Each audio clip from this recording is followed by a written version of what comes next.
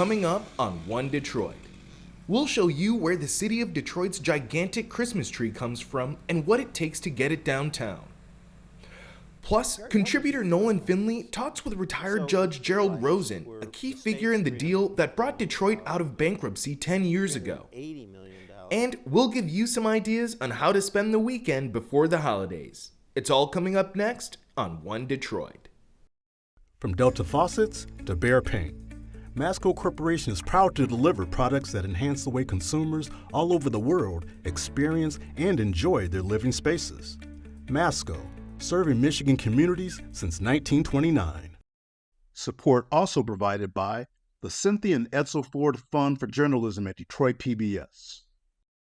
DTE Foundation is a proud sponsor of Detroit PBS. Among the state's largest foundations committed to Michigan-focused giving, we support organizations that are doing exceptional work in our state. Learn more at dtefoundation.com. Nissan Foundation and viewers like you.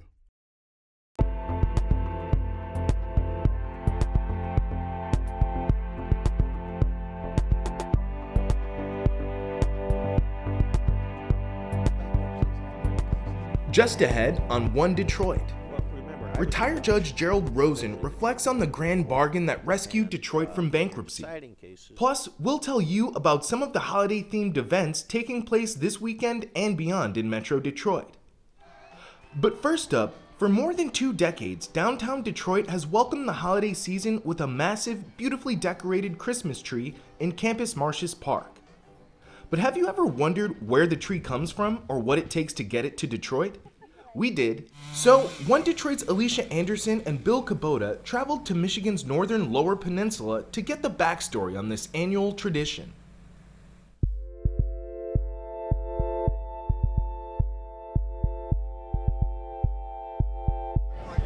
The tree lighting tradition started at Campus Martius Park 21 years ago. It began really as a small gathering of 2,000 folks, and it's evolved now in 2024 to be a massive weekend festival. Another December weekend downtown, packed. Throughout the holiday season, over 2 million people will visit Campus Martius Park. Just the whole atmosphere has become a must visit throughout the holidays. And that tree, brought to you by the Downtown Detroit Partnership and the DTE Foundation, around 60 feet tall. One Detroit's got the story about how it got here. It starts 220 miles to the north, Manton, Michigan, near Cadillac, home of the Dutchman Tree Farms, where we meet Martin Emery. When I was 12 years old, I grew up across the street from this farm. I started helping out after school, and it stuck, and I never left.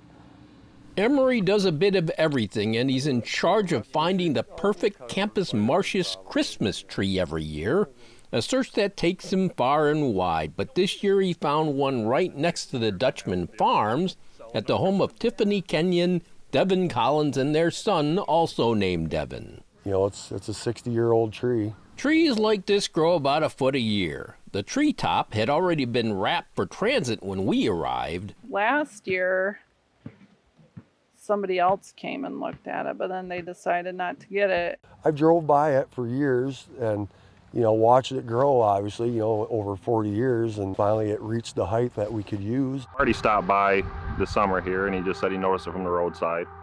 I guess he was out and about looking for Norway spruce, and so he pulled in the driveway. We happened to be outside, and he asked us if we'd be interested in selling it. We worked out a deal. Yeah. I can let it go for the right price, I guess. I don't know. To me, a proportionate tree is half as wide as it is tall. Nice taper, you know, even, nice top. That's really the perfect tree for me. We always have criteria that we try to point out, and one is that it's got a single, very strong trunk. The second is that the branches are pointing upward, which means that they're healthy and stable enough to support the weight of all these lights. The 3 leading states growing Christmas trees: Oregon, North Carolina, and Michigan. Part of agricultural history in Missaukee and Wexford counties, but why here? The climate, for one thing, you know, the hilly terrain and sandy soil is very good for growing Christmas trees. This is a 70-year-old plantation, maybe older. Every year we expand just a little bit more. Dutchman ships hundreds of thousands of trees each year. We're big with Lowe's and Home Depot are like two of our best customers. We used to put them in shipping containers and send them to Bermuda. I think one time we may have sent them to Panama one time. It's October. Harvest time has begun. Douglas firs, Fraser firs, spruces, and pines.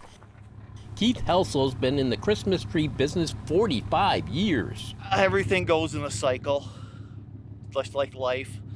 Now everybody wants Scotch pine and everybody's cut back and hasn't grown them. So what do you do about that? Try to plant more Scotch. These are balsam firs, also a favorite now. And what makes them popular? The smell. Can you describe the smell? Like a tangerine. To me, I mean, that's what it smells like, is a tangerine. Tangerine, like they grow in Florida? Thanks to these trees, Helsel spends much of December warm in the Sunshine State. I run 3 tree lots for Dutchman in Florida, and the market down there is strong. Yeah, we can't hardly get enough trees, but everybody wants a big tree. Seems like everybody wants a 9 to like 15-foot tree. 2 gallon, I would say. At Dutchman, they also have smaller, keep growing your own trees. Take this tree home, and you could put it right in your living room just like that and decorate it. And when Christmas is over, you can plant it right in your yard. Is that people doing a lot of that now? Oh yeah. Indoor work at Dutchman too. A Christmas wreath and garland assembly line. And trees that fit in the trunk of your car. Maybe take home a few. Back to the big tree headed for Campus Martius. Dylan Likens up there, tying tree limbs while the pickup truck down below pulls a rope to winch them tight. Likens, not bothered by height. I could see like 4 sets of valleys that way. It's beautiful up there. It really is. It's pretty neat. All right. As the trees prep for travel, more Christmas tree specialists have arrived. Another tree has been selected to help fill out the Campus Martius display. They'll take another tree, a sacrificial tree, and they'll take all the branches off it, and then they will fit them branches into the other tree to make it, super full, I guess you could say. How does that work? Kind of a trade secret. A drizzly November 5th, crane on site. First, a ride up top to lasso the beast. Some ceremonial chops, then on to business. Today's harvest, that one big tree.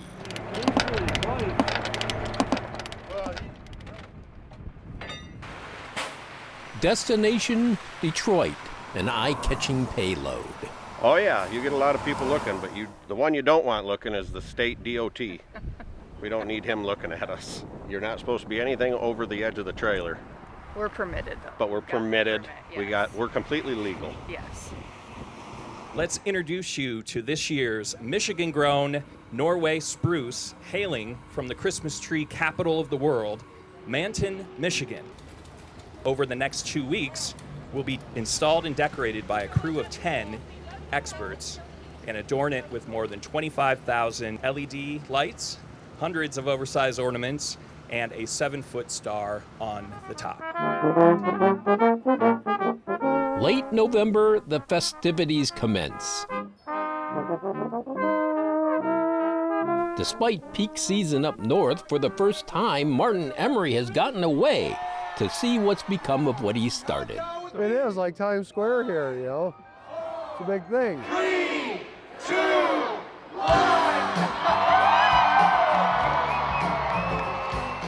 Yeah, it really turned out great. It's awesome, an honor. People of Detroit, state of Michigan, I couldn't be happier. What the world always needs is a real Christmas tree, and that's as real as it gets.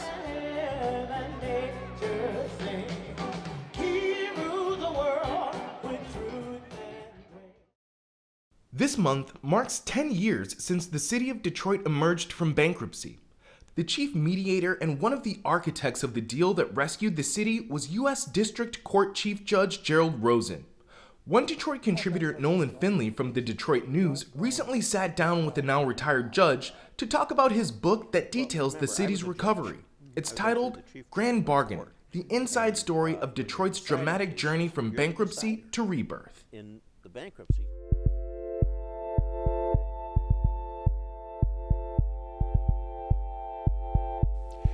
Judge Gerald Rosen, we are now 10 years out of the Detroit bankruptcy. You mediated that process. As you look at where Detroit is now compared to where it was back then, how are we doing as a city post-bankruptcy? You know, Nolan, it's very gratifying to see. You remember well where we were on July 18th, 2013 at 4:06 p.m. when the petition was filed. Right. Petition for bankruptcy was filed. Detroit was flat broke. Services weren't being provided. Garbage wasn't being picked up. Snow wasn't being plowed. Detroit's credit rating was at the very bottom it could possibly be. Junk status and falling. The street lights were out. 150,000 blighted homes and properties. I could go on and on. You remember where we are. Look where we are now. I think that in the bankruptcy, we were able to build the foundation and construct the scaffolding for Detroit's recovery. And of course, Mike Duggan has taken it from there, and he's really done a remarkable job in bringing the city back. So we don't normally think of bankruptcy as a positive thing. As I know at the time, I and a lot of others were writing that, and this could be really the end of Detroit, or really put Detroit in a very, very bad place. Why didn't that happen? Why did it turn out so much better than we predicted? You know, with the perspective of 10 years, here's how I feel about it. When I was going through it, trying to get this deal and that deal and put the grand bargain together, it was head down and get to the finish line, because all of us knew that time was Detroit's enemy. If this bankruptcy went on for years of entrenched litigation and warfare, there'd be nothing left of Detroit but dust and legal bills. So we were all committed to getting through it as quickly and expeditiously as possible. And I think we had a unique confluence. In the book, I call it Detroit's Big Bang Theory of people and events coming together to rescue a great city. But people were committed. And also, we had people like Governor Snyder who had the political will to make the difficult decisions, first to put the city into bankruptcy, and then to make the difficult decisions when we were in bankruptcy on how to prioritize the issues to help ensure Detroit's recovery. Well, the book is The Grand Bargain, the inside story of Detroit's dramatic journey from bankruptcy to rebirth. Talk to me about the title, The Grand Bargain. What was the Grand Bargain? So the Grand Bargain was actually a three-legged stool. And the idea, which I doodled on the cardboard backing of a legal pad, and amazingly, quite almost miraculously, that piece of cardboard is now hanging in the Detroit Institute of Arts as the solution to the largest municipal bankruptcy in history. But the Grand Bargain, the idea was to take the art at the DIA, the art collection, which was really the city's only real asset. And the creditors wanted at that asset, right? They did. They wanted to liquidate it. In fact, one of the creditors hired an appraiser who came up with a plan to carve up the Diego Rivera murals, carve them up and sell them off piecemeal. So the art was at risk at the DIA, but also the pensions of city retirees. And the Grand Bargain that you put together, that you doodled out, as you say, saved both.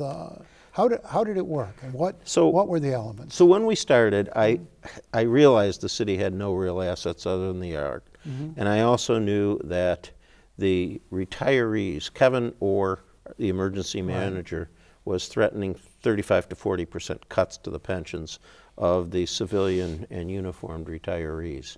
And that would have been a disaster. So I began to think of the bankruptcy as bookended by, on the one hand, the art as the only asset, and on the other hand, the retirees as the largest single group of creditors, but also there were political implications, racial implications.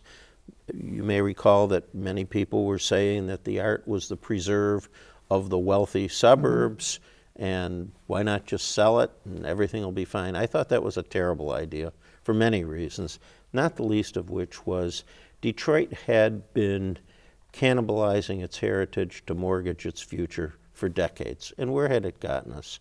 If we had liquidated one of the great artistic treasures in the world, and I should parenthetically add last year and this year, the museum was chosen as the #1 art museum in the country. But if we had liquidated the museum, I felt like it would be the exclamation point on Detroit's obituary. Jerry, what was the third leg of the stool?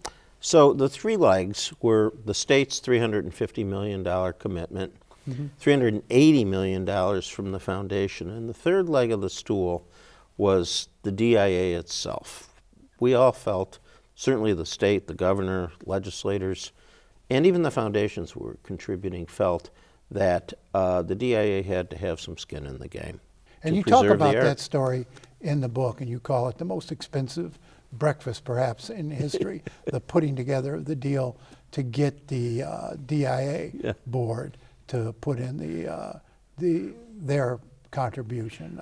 What did that take? We'd gotten the commitment from the state, we'd gotten the commitments from the foundations, but both the state and the foundations were requiring to, as they put it, requiring the DIA to have some skin in the game. Right. So I gently started negotiated with Gene Gargaro, who was the chair of the board of the DIA at the time, and initially, we first got them up to about $50 million. It was very painful because they were under some stress financially.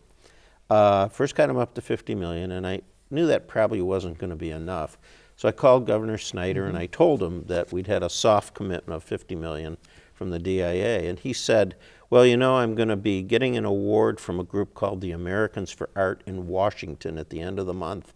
I'm going to invite Gene to go with me and I'll talk to him. So he did. The night before he went to Washington, I got a call from the governor. You know, my BlackBerry lit up and he said, guess what I've been doing for the last couple of hours? I said, I don't know, Rick, what? He said, I've got the DIA's, remember, he's a CPA. Yeah. He said, I've got the DIA's audited financials. I can see how we can save them $5 to $6 million a year. I said, great, what are you going to do with that, Rick? He said, I'm going to ask Gene for $100 million tomorrow. I said, Rick, get the award first. And so they had breakfast, and they had breakfast in the Washington. commitment was made. Now, you have the money coming in from the various sources. You've got the retirees on board for the sacrifice they'd have to make. Then you had to take this to the creditors, and you talk in the book about a deal with the creditors that came together in a barber shop. The haircut at the haircut. Haircut at the haircut. We needed to get deals with the financial creditors, the folks who had been lending money to the city for decades. And the pension debt was extraordinary, over $9 billion in pension debt altogether. And we had to get deals with the financial creditors to be able to get everybody on board. And the first deal we got was with a group of it's called the UTGOs, Unlimited Tax General Obligation bonds. And we'd been negotiating with them for about 3 or 4 months, not making much progress. And I needed a haircut. I looked like Bozo the Clown. And we were having a session, and I said, I'm going over to get a haircut. And Dave Hyman, the lead lawyer for the city, and Tim Coleman, who was the lead financial guy for the bond folks, said, you know, we need a haircut too. So I called Frankie, my Italian barber. I said, I'm bringing a couple friends over. Went over there, got the governor on the line on my BlackBerry, told him that we were having a negotiation, and he gave us all a pep talk. And in about 2.5 hours, we put together the outlines of the first deal that we had with a financial creditor. It turned out to be a very important mark in the bankruptcy, because once we got our first deal with that financial creditor, we were able to leverage that and get a deal with the next one, and then the next one. You guys in the media began calling it the Grand Bargain Express, and I started telling the creditors that a bankruptcy is like a train waiting at the station. So you've been involved in a lot of cases over your career as a federal judge in Detroit, and talk about how unique and how remarkable this process was in your experience. All bankruptcies, all legal cases don't go this well or turn out this well. Well, remember, I was a judge. I was actually the chief judge of our court. And when you're deciding cases, you're the decider. In the bankruptcy, Steve Rhodes was the decider, and he did an immaculate job of presiding. But being the mediator, my job was to get deals. And I quickly realized that we had to get deals so that Detroit could be able to move forward to the other side of the bankruptcy. And this was much different than deciding cases, even high-profile cases that I've had, because this was persuasion rather than, knocking the gavel down and ruling. And it's all in this book. Jerry Rosen, we thank you for being with us today. We're entering the week of Christmas, Hanukkah, and Kwanzaa, and there are plenty of holiday-themed events and activities taking place this weekend, along with some great historical exhibits. Cecilia Sharp and Haley Taylor of 90.9 WRCJ have the details in today's One Detroit Weekend. Happy holidays, Cecilia. I know that there's so much going on this weekend as we turn the corner into Christmas week. Starting tomorrow, December 20th, Cirque du Soleil. The show runs through December 31st. And on Saturday, December 21st, Last Christmas Vietnamese show is on the main stage at the Music Hall Center for the Performing Arts. The musical performances will give the audience a true taste of Vietnamese culture. And December 25th marks the first day of Hanukkah, and Detroit is celebrating in Campus Martius Park with Menorah in the D, where a 26-foot menorah will be lit. Wow. I know. Now, if you want to experience the glory of Detroit baseball fandom, look no further than the Detroit Historical Society, where 1984 World Series street portraits, photography by Carlos Diaz, is up through January 6th. The photo series highlights fans and vendors outside of Tiger Stadium during their World Series run. And of course, there is so many fun things to do, so stay tuned for a few more events to check out. Have a great weekend.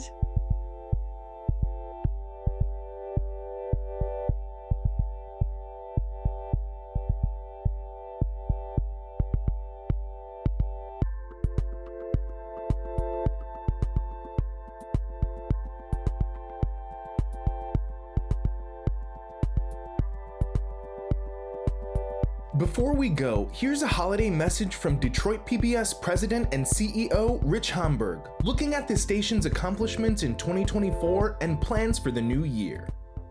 2024 was an amazing year for our city and here at Detroit PBS and 90.9 WRCJ. From hosting the NFL Draft in April and Kresge's 100th celebration to Detroit PBS announcing our future Detroit Public Media Campus. The year was filled with so many highlights, and we look forward to what 2025 will bring. Our New Year's resolution: to continue to keep you and your family informed, engaged, entertained, and inspired through the power of public media. All of this is made possible by our fantastic team and our incredible partners who continue to collaborate with us throughout the year, and through viewers and listeners and members like you. Thank you for your support and for helping us to imagine the possibilities. On behalf of all of us at Detroit PBS and 90.9 WRCJ, happy holidays and Happy New Year. That'll do it for this week's One Detroit. Thanks for watching. Head to the One Detroit website for all the stories we're working on. Follow us on social media and sign up for our weekly newsletter.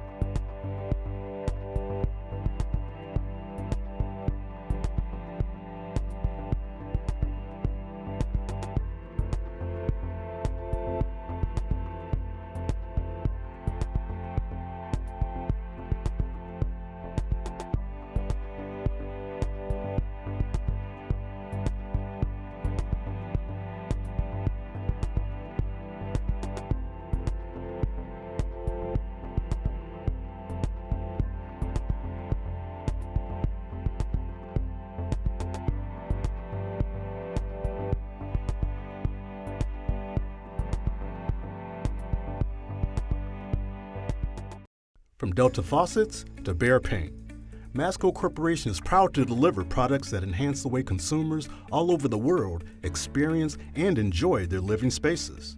Masco, serving Michigan communities since 1929. Support also provided by the Cynthia and Edsel Ford Fund for Journalism at Detroit PBS.